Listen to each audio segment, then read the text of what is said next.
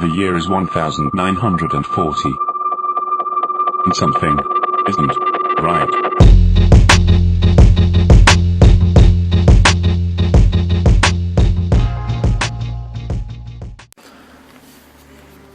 In the prehistory of civilization, many societies rose and fell, but few left as clear and extensive an account of what happened to them and why, as the 21st century nation-states that refer to themselves as Western civilization. Even today, 2 millennia after the collapse of the Roman and Mayan empires and 1 millennium after the end of the Byzantine and Inca empires, historians, archaeologists, and synthetic paleontologists have been unable to agree on the primary cause of those societies' loss of population, power, stability, and identity. The case of Western civilization is different because the consequences of its actions were not only predictable, but predicted. Moreover, this technologically transitional society left extensive records both in 20th century style paper and in 21st century electronic formats, permitting us to reconstruct what happened in extraordinarily clear detail. In the 1970s, scientists began to recognize that human activities were changing the physical and biological functions of the planet in consequential ways, giving rise to the Anthropocene period of geological history. None of the scientists who made the early discoveries was particularly visionary. Many of the relevant studies were byproducts of nuclear weapons testings and development. Historians view 1988 as the start of the prenumbrial period. In that year, world scientific and political leaders created a new hybrid scientific governmental organization, the Intergovernmental Panel on Climate Change, which is also known today as the IPCC, to communicate relevant science and form the foundation for international governance to protect the planet and its citizens. But before the movement to change could really take hold, there was backlash.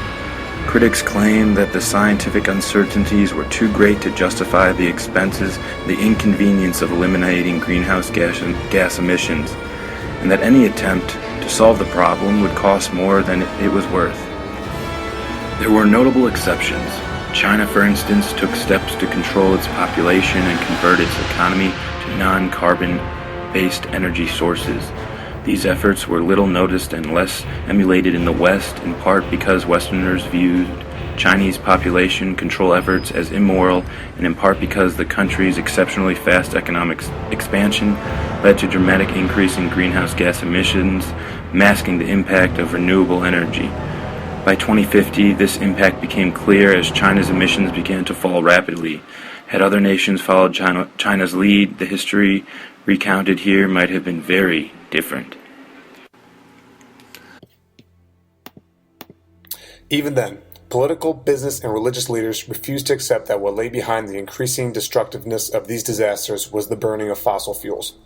More heat in the atmosphere meant more energy had to be dissipated, manifesting as more powerful storms, bigger deluges, and deeper droughts. It was that simple. But a shadow of ignorance and denial had fallen over people who considered themselves children of the Enlightenment. It is for this reason that we now know this era as the period of the penumbra. It is difficult to understand why humans did not respond appropriately in the early penumbral period, when preventive measures were still possible. Many have sought an answer in the general phenomenon of human adaptive optimism, which later proved crucial for survivors.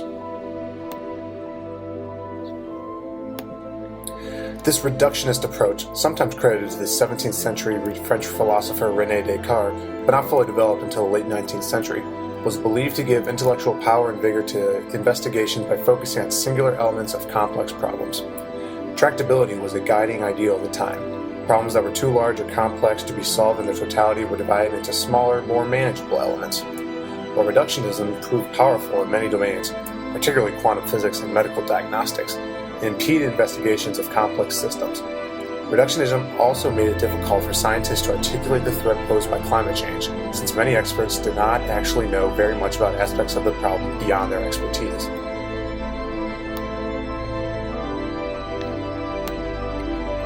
It was often said, for example, that climate change was caused by increased atmospheric concentrations of greenhouse gases. Scientists understood that those greenhouse gases were accumulating because of the activities of human beings, deforestation and fossil fuel combustion, yet they rarely said that the cause was people and their patterns of conspicuous consumption. In an almost childlike attempt to demarcate their practices from those of older explanatory traditions, scientists felt it necessary to prove to themselves and the world how strict they were in their intellectual standards. Thus, they placed the burden of proof on novel claims, even empirical claims about phenomena that their theories predicted. This included claims about changes in the climate. Western scientists built an intellectual culture based on the premise that it was worse to fool oneself into believing in something that did not exist than not to believe in something that did. So, while the pattern of weather events was clearly changing, many scientists insisted that these events could not yet be attributed with certainty to anthropogenic climate change. Even as lay citizens began to accept this link, the scientists who studied it did not. More importantly, political leaders came to believe that they had more time to act than they really did. By 2012, more than 365 billion tons of carbon had been emitted to the atmosphere from fossil fuel combustion and cement production alone.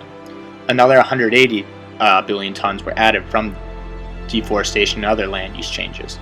Remarkably, more than one half of these emissions occurred after the mid-1970s, after scientists had built computer models demonstrating that greenhouse gases would cause warming.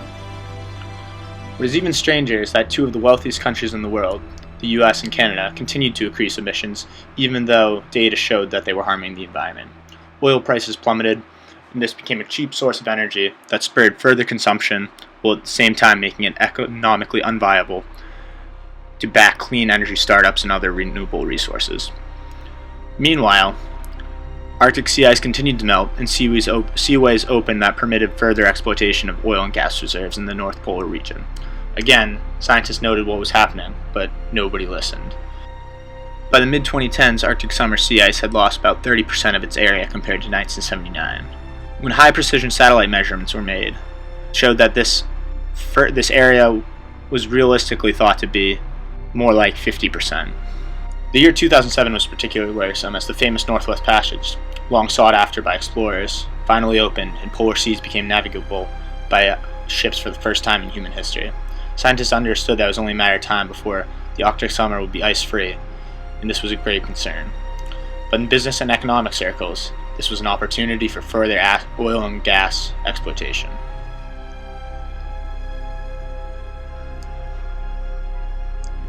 By 2040, heat waves and droughts were the norm. Control measures, such as food rationing and one-child policies, were widely implemented. In wealthy countries, hurricane and tornado-prone regions were gradually but steadily depopulated, putting social pressure on areas less subject to those hazards. In poor nations, conditions were even worse. Rural portions of Africa and Asia began to experience massive levels of migration, malnutrition, and disease spread quickly. Still, sea level had only risen about 10 centimeters around the globe, and coastal populations were mostly intact. Then, in the summer of 2041, unprecedented heat waves scorched the planet and destroyed crops around the globe. Panic ensued, with massive riots in many major cities. As social order began to break down in the 2050s, governments were overthrown, particularly in Africa, but also in Asia and Europe, further decreasing social capacity to deal with increasingly desperate populations.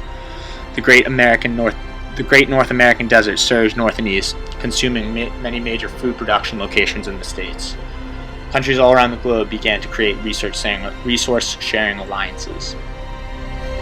At the first International Emergency Summit on Climate Change, participants hastily wrote and signed the United Nations Convention on Climate Engineering and Protection. The International Aerosol Injection Climate Engineering Project, sometimes called the Crutzen Project after the scientists who first suggested the idea in 2006, began to inject sub-micrometer-sized sulfate particles into the stratosphere, expecting to reduce mean global temperatures by 0.1 degrees Celsius annually from 2059 to 2079. The first 3 years of the IAI-CEP were successful, but in the project's fourth year, the shutdown of the Indian monsoon occurred, and crop failures and famine swept across India. India now called for the IAI-CEP's immediate cessation. The termination shock that came with the abrupt ending of the IAI-CEP in 2063 pushed the mean global temperature increase to nearly 5 degrees Celsius. By now, Arctic summer ice was completely gone, and scores of species perished, including the iconic polar bear. The widespread thawing of Arctic permafrost and release of methane doubled the total atmospheric carbon load. This massive addition of carbon led to what is known as the Sagan effect, a strong positive feedback loop between warming and methane release. Planetary temperatures increased by an additional 6 degrees Celsius over the 5-degree rise that had already occurred. The ultimate blow for Western civilization came in the form of the collapse of the West Antarctic ice sheet. Extreme heat in the northern hemisphere disrupted normal patterns of ocean circulation, sending exceptionally warm surface waters into the southern ocean that destabilized the ice sheet from below. From 2073 to 2093, approximately 90% of the ice sheet broke apart, disintegrated, and melted, driving up sea level approximately 5 meters across most of the globe. The Greenland ice sheet also split apart, adding another 2 meters to mean global sea level rise. These cryogenic effects were soon referred to as the Great Collapse, although this term is now more broadly used to include the interconnected social, economic, political, and demographic collapse that ensued. This 8-meter sea level rise dislocated about 20% of the world population. This dislocation of 1.5 billion people contributed to the Second Black Death, as a new strain of bacteria emerged in Europe and spread to Asia and North America. This Second Black Death killed as much as half the population. Disease also spread among stressed non-human populations, and it is not unrealistic to estimate that 60 to 70% of species were driven to extinction. To the historian studying this tragic period of human history, the most astounding fact is that the victims knew what was happening and why. There is no easy answer to the question of why this catastrophe occurred, but key factors stand out. The thesis of this analysis is that Western civilization became trapped in the grip of two inhibiting ideologies: positivism and market fundamentalism. This philosophy held that through experience, observation, and experiment, one could gather reliable knowledge about the natural world, and that this knowledge would empower its holder. But that this knowledge would translate into power proved inaccurate. Power did not reside in the hands of those who understood the climate system, but rather in the political, economic, and social institutions that had a strong interest in maintaining the use of fossil fuels, named the carbon combustion complex. Many scientists, to their credit, recognized the difficulties they were facing and grappled with how to communicate their knowledge effectively. However, when environmental science showed that government action was needed to protect citizens and the natural environment from unintended harms, the carbon combustion complex began to treat science as an enemy to be fought by whatever means necessary. The very science that had led to U.S. victory in World War II and dominance in the Cold War became the target of skepticism, scrutiny, and attack. As a result, the 1990s and 2000s featured a wave of deregulation that weakened consumer, worker, and environmental protections. Because science had been ignored for so long, government intervention was now required in order to raise the market price of harmful products, to promote those products, or to finance the development of the replacements. But because neoliberals were so hostile to centralized government, they had, as Americans used to say, painted themselves into a corner. The American people had been persuaded, in the words of U.S. President Ronald Reagan, that government was the problem and not the solution. Citizens slid into passive denial, accepting the contrarian arguments that the science was unsettled. Lacking widespread support, government leaders were unable to shift the world economy to a net carbon-neutral energy base.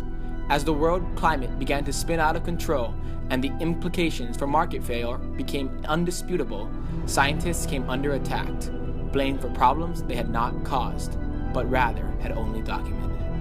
If only we had listened to von Hayek, who simply and reasonably believed that if government were able to carry out such functions, and practically, if doing so selectively limited the freedom of particular groups or individuals, then the justification for the intervention should be clear.